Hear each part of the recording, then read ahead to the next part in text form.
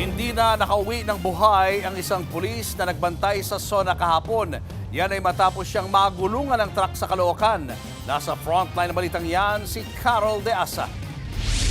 Isang rider na pulis ang sumakabilang buhay matapos magulungan ng 10-wheeler truck sa Caloocan. Nakaladkad pa ito matapos pumailalim sa truck bago tuluyang magulungan ang kanyang ulo. Kwento ng nakakitang TNVS rider, napansin daw niyang paggewang-gewang ang takbo ng biktima at sinabihan na huwag dumikit sa kasabay na truck. Gugustuhin niya na umibertik sa trailer. Ngayon, pag overtake niya sa trailer, siguro sisikapin niya makalusot. Ngayon, nung tumapat na siya sa trailer, bigla siyang pumaling pa kanan. Doon na siya humalik. Humalik siya sa trailer at ayun, pagkatumba niya, pumasok na siya sa gulong, sa dalawang gulong. At doon na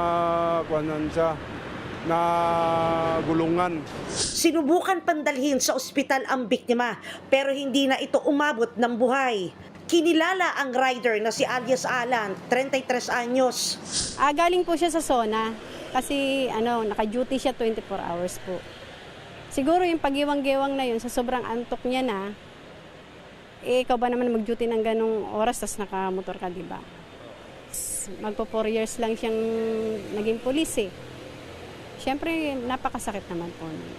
Ayon sa driver ng truck, hindi niya napansin na pumailalim ang rider dahil dahan-dahan lang daw ang takbo niya. Nabigla po ako, may biglang sumalpok sa gilid ng truck sa gawing driver po. Doon sa mismong side grills ng truck, bigla pong bumangga doon. Pagkita ko sa truck, ay yung motor nakatumba na. Nakaharap ang truck driver sa kasong paglabag sa reklamong reckless imprudence resulting in homicide and damage to property. Nagbabalita mula sa frontline, Carol De Asa, News 5! Mga kapatid, Julius Babaw po. Para sa komprehensibo at makabuluhang balitaan at talakayan, mag-follow at mag-subscribe na sa social media pages ng News 5.